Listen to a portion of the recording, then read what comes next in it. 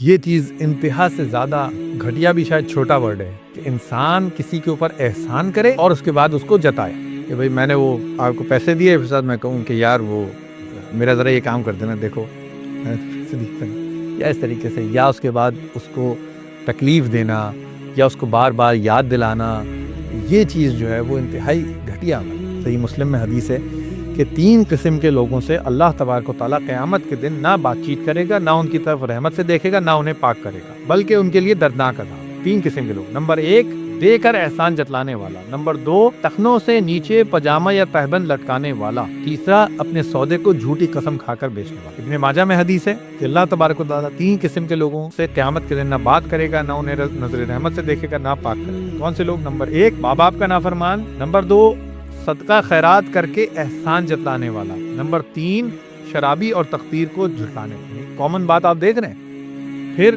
نسائی میں ہے کہ 3 شخصوں کی طرف اللہ تعالیٰ قیامت کے دن نہ دیکھے گا بھی نہیں۔ وہ کون سے ہیں؟